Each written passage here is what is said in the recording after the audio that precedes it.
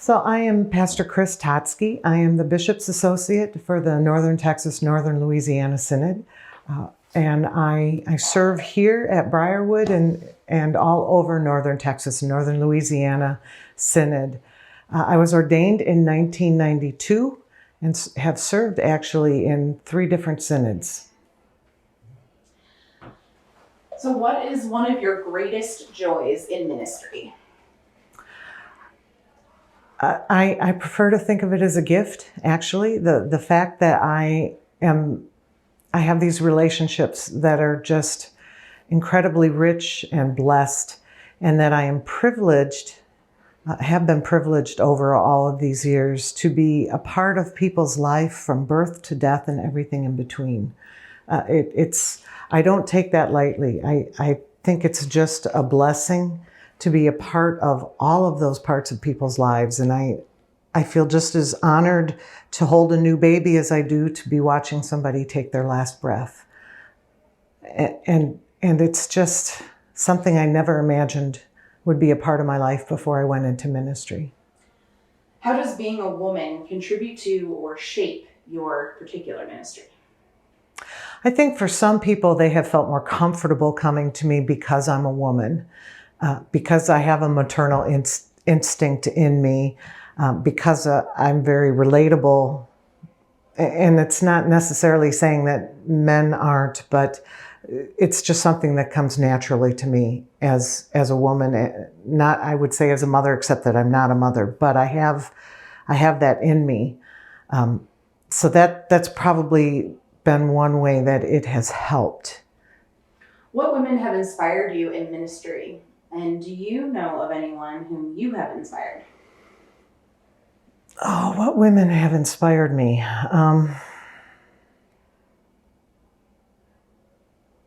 That's a really hard question. There have been so many who have inspired in different ways. It would be hard for me to name one in particular. And as far as whether I have inspired others, I think I can pretty safely say I have. I have some former youth who have gone on to become pastors. One in particular, Shannon, who's up in your old synod in Seattle, who had me participate in her ordination service and who has frequently reached out to me and asked me for some words of wisdom and experience. So she would be one. There hopefully are a few others too, but I think I could safely say that she would be one. What role do you see women playing in the future of the church? Every role. There are more and more women in ministry all the time. When I was in seminary, my class was, I think, 51% men and 49% women, which was the first time that they were that close in percentages in that at Lutheran seminary at the time. So I think that will continue to increase, and I see a pretty even split in our candidates coming through this synod in terms of men and women. So there's no denying that women are part of the leadership and the ministry of this church. And that's just going to continue to grow, I think, rather than decrease. How do female images of God shape your theology or ministry?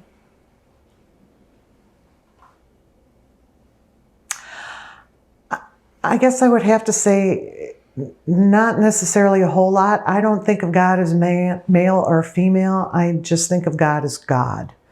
And I tend to use both images and none at all.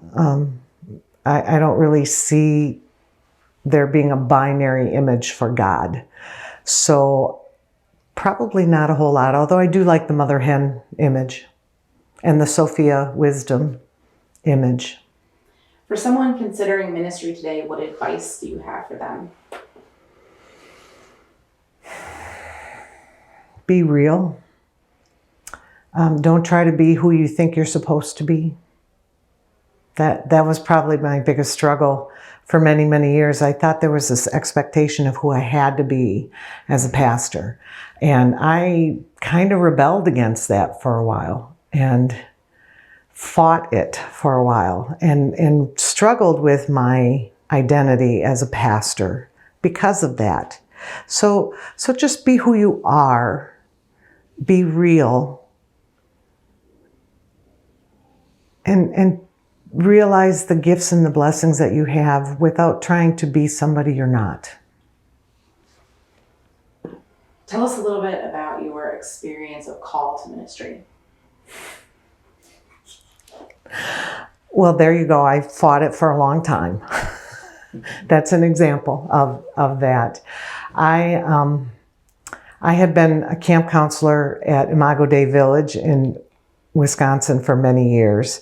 I had a feeling that I really should be thinking about going into ministry. I was teaching elementary school, and my pastors at the church where I was a member kept pushing me. I was very involved in the church. I was working with the youth group.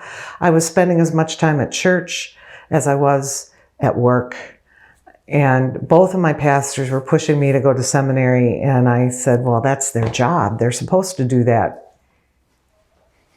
So I did go and explore some seminaries, and I thought about it, and I filled out the application for Lutheran Northwestern, and I had it in an envelope sealed and ready to go to the post office just to pay the postage and mail it.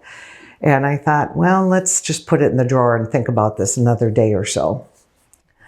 And 2 years later, I started having kids from the high school group saying, are you going to be a pastor someday? And then I decided it was time to listen to it.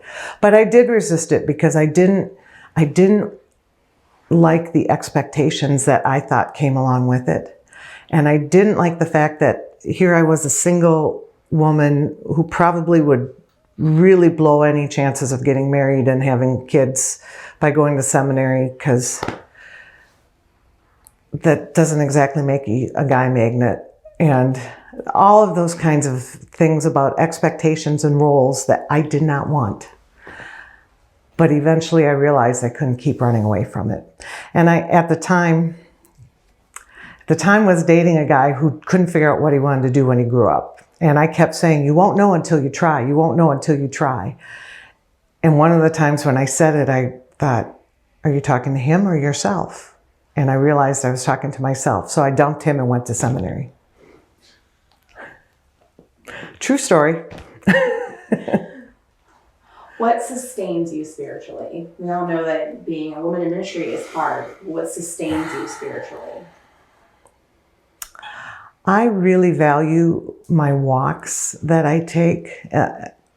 I say it's about trying to get into shape physically, which isn't necessarily working very well, but that's also my time to just think and pray and sort out things in my head. I see all these people with their earbuds and their phones, and they're listening to stuff as they walk and they run. I don't do any of that, because that's my time to just sort out all of the stuff in my head and to try to listen to God. So that's probably my best spiritual practice right now. Is there anything else that you feel like you'd want to share about being a woman in ministry? Having been at this for 30 years, almost, I realize how much I appreciate all of the women who've come before me. I used to listen to them and say their experiences aren't mine, because they had a whole lot of struggles and pain. And over the years, I have had some of that.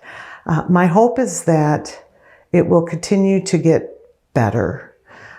But I also know that as I work with call committees and congregations and councils, I do still hear resistance to women in ministry. And I do still see women being treated differently than their male counterparts.